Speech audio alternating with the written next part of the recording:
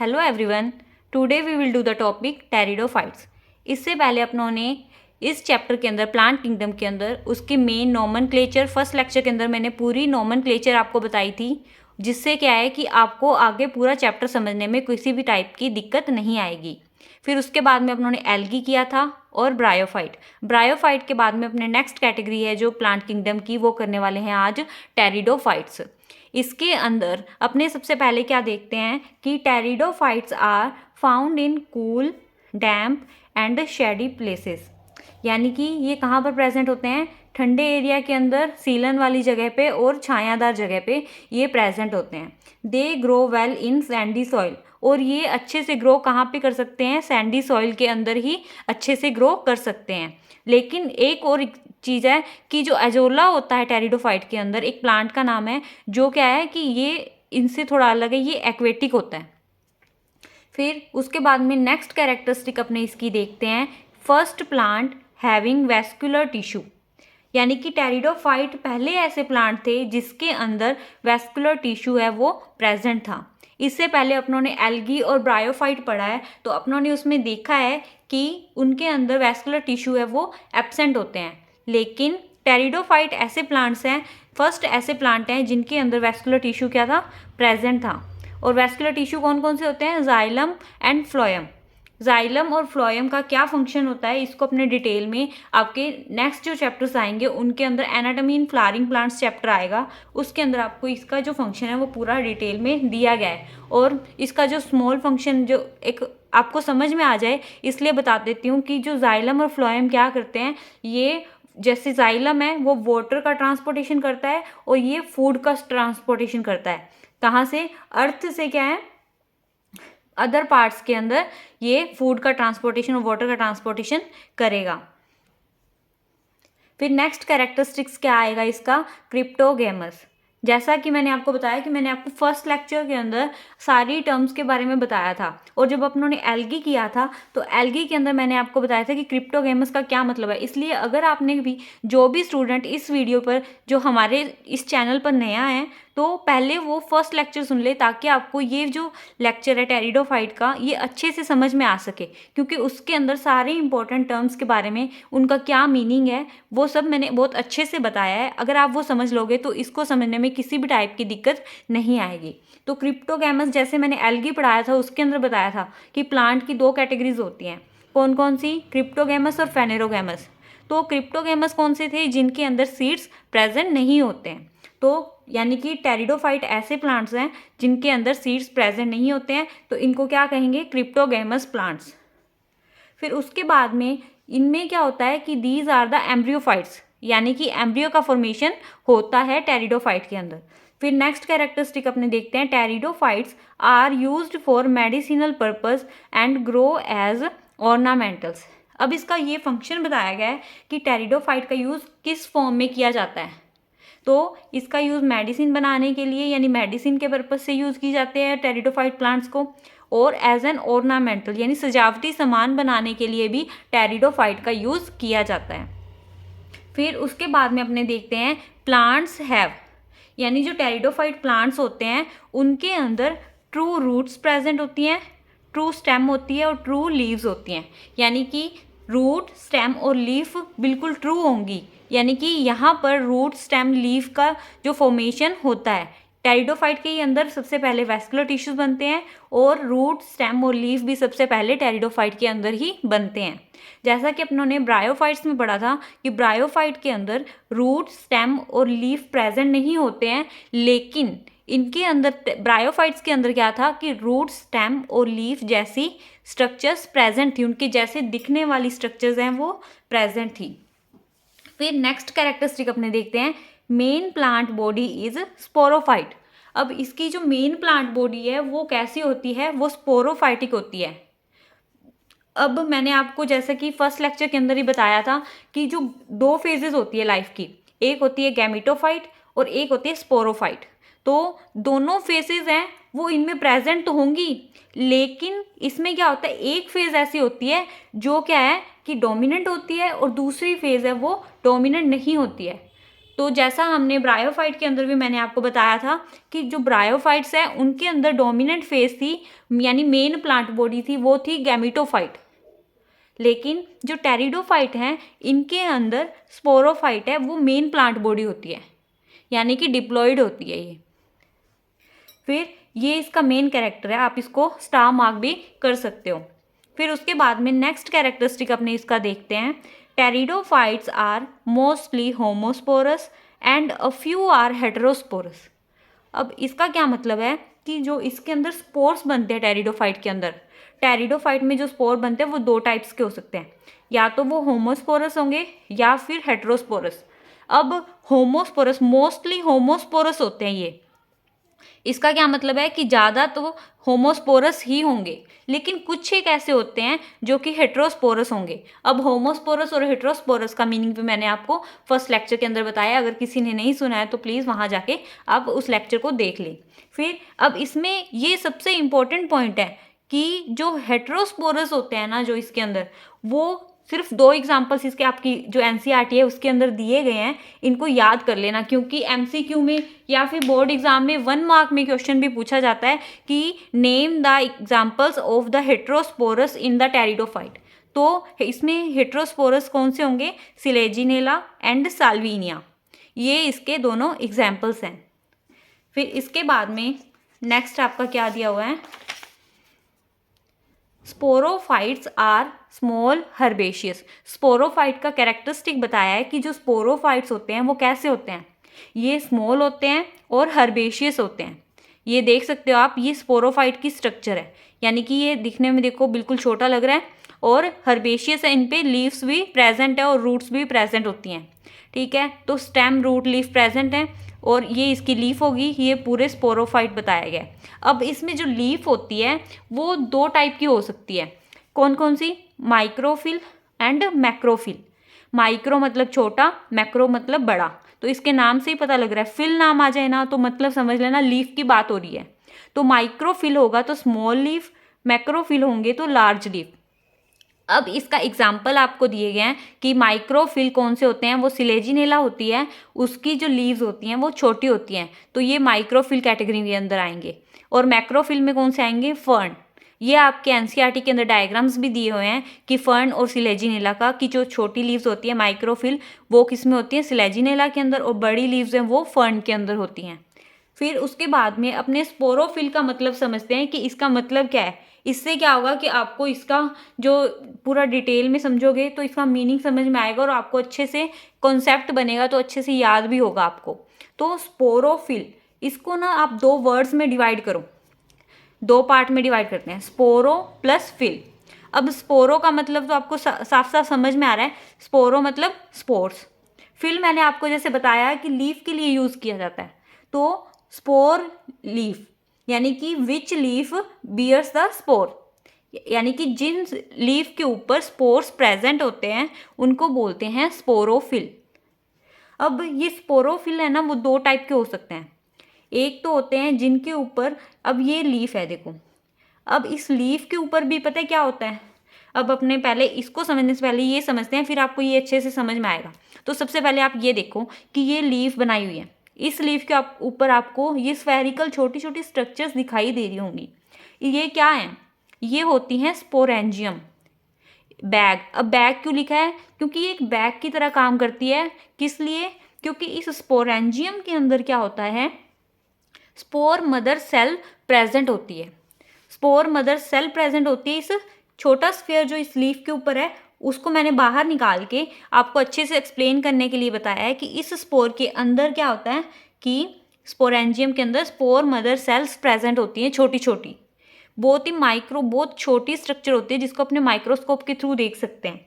ठीक है, फिर जो स्पोर मदर सेल्स हैं वो होती हैं डिप्लॉइड, 2n।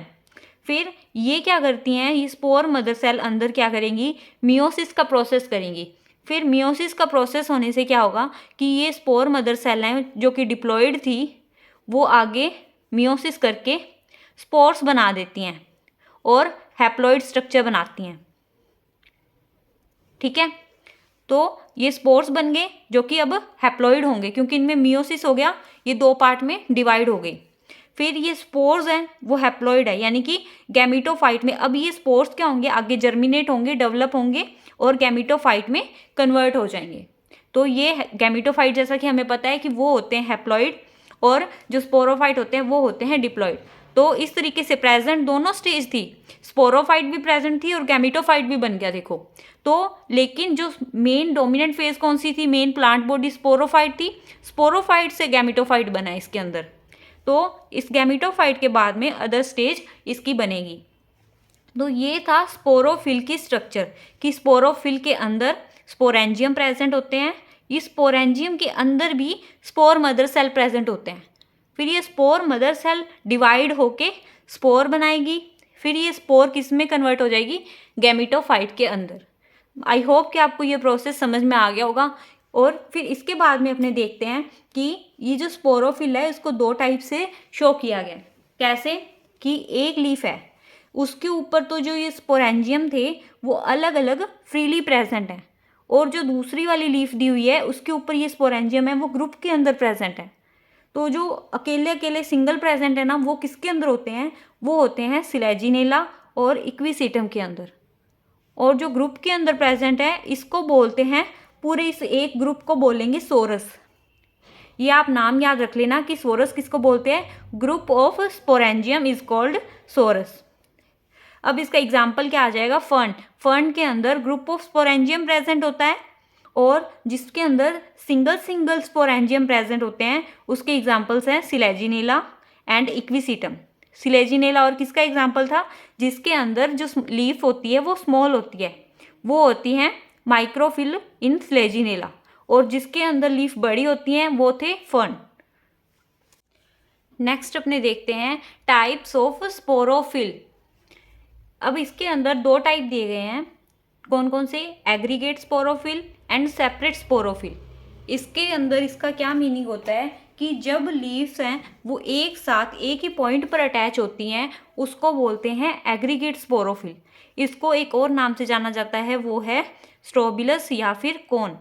इसका एग्जाम्पल होता है इक्विसीटम। इक्विसीटम के अंदर एग्रीगेट टाइप के स्पोरोफिल प्रेजेंट होते हैं। फिर उसके बाद में नेक्स्ट अपने देखते हैं सेपरेट स्पोरोफिल। सेपरेट स्पोरोफिल में क्या होगा कि जो लीफ होंगी वो अलग अलग पॉइंट पे अटैच होती हैं। इसका एग्जाम्पल्स आ जाएगा फर्न। इसके एग्जाम्पल क्या होगा, फर्न होगा, जिसके अंदर लीव्स कैसी थी, बड़ी थी। फिर इसके अंदर स्ट्रॉबेरी या फिर कौन है वो एब्सेंट होता है, यानी कि एक पॉइंट पे अटैच नहीं है ना, तो इसलिए एक पॉइंट पे अटैच होता है तो उसको कौन बोल दिया कि एक कौन लाइक शेप बन रही है। इसके अंदर लेकिन कौन लाइक शेप नहीं बनती है, तो कौन और स्ट्रॉबेरी है वो एब्सेंट होता है। फिर उसके बाद में अपने टेरिडोफाइट के गैमीटोफाइट की बात करते हैं कि इसके कैरेक्टरिस्टिक कैसे होते हैं इसके गैमीटोफाइट के। तो जो टेरिडोफाइट के अंदर गैमीटोफाइट होता है वो कैसा होता है, वो होता है फ्री लिविंग, स्मॉल, इनकॉन्स्पिक्यूअस। इनकॉन्स्पिक्यूअस का मतलब होता है जो इजीली नोटिस नहीं किया जा सकता, उसको बोलते हैं इनकॉन्स्पिक्यूअस। फिर मल्टी सेल्यूलर, ये जो गैमीटोफाइट होते हैं वो मल्टी सेल्यूलर होते हैं और फोटोसिंथेटिक होते हैं, और थैलोइड यानी थैलस लाइक स्ट्रक्चर होती है इस गैमीटोफाइट की। अनडिफ्रेंशिएटेड, इसका मतलब है कि इसके अंदर जो इसका गैमीटोफाइट है वो अनडिफ्रेंशिएटेड होगा, और इसके थैलस को क्या बोला जाता है, प्रोथैलस नाम से जाना जाता है। फिर उसके बाद में अपने इसके प्रोथैलस के बारे में पढ़ते हैं। टेरिडोफाइट के अंदर जो प्रोथैलस होता है वो कैसा होता है, होमोस्पोरस टाइप का होता है। अब इसके अपने स्ट्रक्चर देखते हैं कि इसका जो थैलस है यानी प्रोथैलस, उसकी स्ट्रक्चर के अंदर अब इसके स्पोर्स की बात कर रहे हैं, तो स्पोर की बात करेंगे तो इसके अंदर मेल गैमिट और फीमेल गैमिट्स आएंगे। तो एंथ्रीडियम को बोलते हैं मेल गैमिट, और जो फीमेल होता है फीमेल सेक्स ऑर्गन उसको बोलते हैं आर्किगोनियम। तो ये है एंथ्रीडियम यानी कि मेल गैमिट यानी मेल सेक्स ऑर्गन। फिर उसके बाद में ये है आर्किगोनियम। आर्किगोनियम क्या हो गया, फीमेल सेक्स ऑर्गन। ये होमोस्पोरस होते हैं, हालांकि ये स्ट्रक्चर है वो थोड़ी सी डिफरेंट लग रही होगी पर ये साइज में बिल्कुल सेम होंगे। फिर उसके बाद में इसके अंदर नीचे रूट्स प्रेजेंट होती हैं, लेकिन जो इसका प्रोथैलस होता है ना वो क्या है कि पूरा डेवलप नहीं होता अभी तक, कि इसमें रूट्स इसके बाद में बनना शुरू होती हैं, इसलिए इसके अंदर रूट लाइक स्ट्रक्चर यानी राइजोइड प्रेजेंट होगी, जो कि अपनों ने ब्रायोफाइट के अंदर भी पढ़ी थी। फिर इनका जो मेल सेक्स ऑर्गन होता है वो कैसा होता है, मल्टी फ्लैजिलेटेड, यानी कि इसके अंदर फ्लैजिला प्रेजेंट होते हैं, जिससे क्या होगा कि ये मेल ऑर्गन है वो कैसे होगा, मोटाइल होगा, यानी मूव कर सकता है। फिर ये थी होमोस्पोरस की बात कि जब स्पोर्स है वो सिमिलर होंगे, लेकिन जब स्पोर्स डिफरेंट होते हैं उस टर्म को क्या यूज़ किया जाता है, हेटेरोस्पोरस। तो हेटेरोस्पोरस यानी कि मेल गैमिट अलग होगा देखने में और फीमेल गैमिट है वो अलग होगी।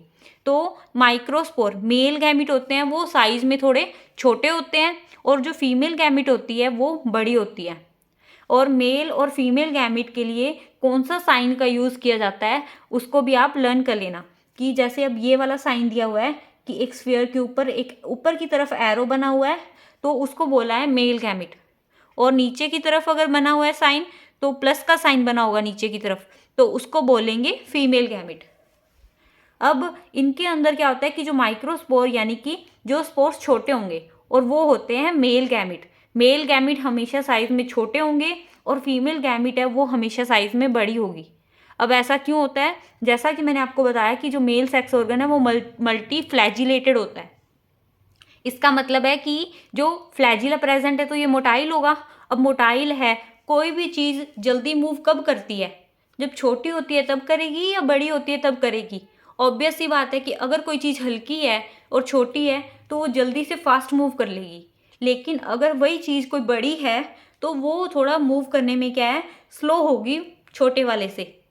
तो इसलिए जो मेल गैमिट है मोटाइल होते हैं, तो ऐसे याद रख सकते हो आप कि मेल गैमिट मोटाइल होते हैं तो ये साइज में छोटे होते हैं, और फीमेल गैमिट बड़ी होती है तो ये नॉन मोटाइल होती है। तो ये थे मेल गैमिट और फीमेल गैमिट, जिनमें साइज में मेल छोटे होते हैं और फीमेल बड़ी होती है साइज के अंदर, तो हेटेरोस्पोरस हो गया नाम। फिर इसके बाद में आपके एनसीईआरटी के अंदर ही दिया हुआ है कि जो फीमेल गैमिट होती है वो किस पे डिपेंड करती है, वो डिपेंड करती है पेरेंट स्पोरोफाइट के ऊपर, यानी कि अपने पेरेंट स्पोरोफाइट के ऊपर ही डिपेंड करती है फॉर वेरिएबल टाइम, अलग अलग टाइम के लिए। जिससे क्या होगा कि which is little bit similar to angiosperm, और एंजियोस्पर्म से ये थोड़ी थोड़ी सिमिलैरिटीज़ रखती है। और इसी के बाद में क्या होता है, इस चीज़ की वजह से कि फीमेल गैमिटोफाइट होता है वो आगे इवोल्यूशन शो करती है।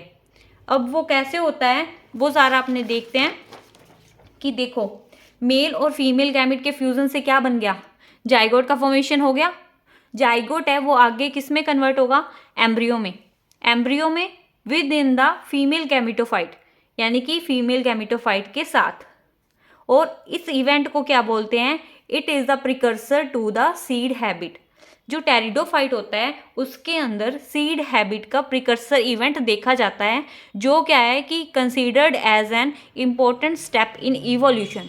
ये था इसका इवोल्यूशन कि जब एम्ब्रियो डेवलप होता है फीमेल गैमिटोफाइट में तब सीड हैबिट का प्रिकर्सर, यानी कि वैसे तो इसके अंदर सीड नहीं बनता है, लेकिन जो हेटेरोस्पोरस कंडीशन होने की वजह से क्या होता है कि इसके अंदर सीड हैबिट की कंडीशन देखी जाती है। तो इसलिए इस स्टेप को सबसे इम्पोर्टेंट स्टेप बोला जाता है। This event is a precursor to the seed habit and considered as, और इसको क्या है कि इम्पोर्टेंट स्टेप माना गया है इवोल्यूशन के लिए। इवोल्यूशन का मतलब क्या होता है, इवोल्यूशन का मतलब होता है कि जब हमारे अंदर से, जैसे अब एल्गी था, एल्गी से ब्रायोफाइट बना, फिर ब्रायोफाइट से क्या बना, टेरिडोफाइट। अब आगे जैसे जैसे ये कैटेगरीज आगे बढ़ रही थी वैसे वैसे उनमें क्या डेवलपमेंट हो रही थी ना, तो अचानक से जब चेंजेस आ जाते हैं, अब इसके अंदर देखो कि ब्रायोफाइट में सीड नहीं थे, अब इसमें भी सीड नहीं होते हैं, लेकिन सीड हैबिट की एक छोटी सी कंडीशन इसके अंदर दिखाई देती है। तो इसलिए इस स्टेप को इन्होंने इवोल्यूशन का स्टेप कहा है कि यहाँ से जो इवोल्यूशन होना स्टार्ट हो गया, जिससे क्या होगा, जिम्नोस्पर्म के अंदर फर्दर सीड बनेंगे। तो it is considered as an important step in evolution. और ये पॉइंट है वो बहुत ज़्यादा मेन है, इसमें क्वेश्चन कैसे पूछा जाता है वो भी मैं आपको दिखाती हूँ कि precursor of seed habit first established in, कि जो सीड हैबिट का प्रिकर्सर है, पहले वाली कंडीशन है, वो कहाँ पर सबसे पहले इस्टेब्लिश की गई थी। इसके अब ऑप्शन देखना, जिम्नोस्पर्म, टेरिडोफाइट्स, एंजियोस्पर्म और ब्रायोफाइट। देखो अगर अपने सिंपल याद रख लेते हैं ना कि जो सीड है वो कहाँ पर बनने शुरू होते हैं, वैसे तो जिम्नोस्पर्म में, तो ज़्यादातर बच्चे हैं वो इसका आंसर क्या लगा के आते हैं, जिम्नोस्पर्म। लेकिन अपने को ये याद रखना है कि सीड हैबिट की जो प्रिकर्सर कंडीशन है वो सबसे पहले इस्टेब्लिश की गई थी टेरिडोफाइट के अंदर। तो इसका आंसर क्या हो जाएगा, टेरिडोफाइट्स। तो इस तरीके से इस पे क्वेश्चन पूछा जा सकता है। फिर इसके बाद में टेरिडोफाइट का लास्ट पॉइंट अपना रह गया है जो, वो है क्लासिफिकेशन ऑफ टेरिडोफाइट्स। अब इसको जो टेरिडोफाइट को 4 कैटेगरीज के अंदर डिवाइड किया गया है। कौन कौन सी, साइलोप्सीडा, लाइकोप्सीडा, स्फेनोप्सीडा, टेरिडोप्सीडा। ये चारों नाम हैं वो आपको याद करने होंगे कि साइलोप्सीडा, लाइकोप्सीडा, स्फेनोप्सीडा, टेरिडोप्सीडा, ये 4 इसकी क्लासेस दी गई हैं टेरिडोफाइट्स की। ये आपके एनसीईआरटी के अंदर एज इट इज़ दी हुई हैं, तो आपको ये लर्न भी करनी पड़ेंगी कि आप जितनी बार इसका रिवीजन करोगे तो आपको ये नाम भी आसानी से याद हो जाएगा। फिर इसका एग्जाम्पल अगर अपने देखते हैं तो नेक्स्ट एग्जाम्पल्स हैं जो साइलोप्सीडा का, तो इसके नाम के अंदर ही है, साइलोप्सीडा के अंदर आएगा Psilotum, it is an fossil. फिर लाइकोप्सीडा में एक एग्जाम्पल तो है लाइकोपोडियम, जो कि लाइकोप्सीडा से ही निकल रहा है, तो इसको नाम को याद रखना तो ईजी है। फिर उसके बाद में एक और एग्जाम्पल इसका लर्न करना है, वो है Selaginella, Selaginella and lycopodium. Lycopodium को क्लब मास भी कहा जाता है, मोस भी कहा जाता है, क्लब मोस, ये एक फॉल्स मोस होता है। फिर उसके बाद में अपने स्फेनोप्सीडा की बात करते हैं, इसके अंदर एग्जाम्पल आता है इक्विसीटम। इक्विसीटम है वो स्फेनोप्सीडा का नाम है, एग्जाम्पल है। इसको हॉर्स टेल भी कहा जाता है।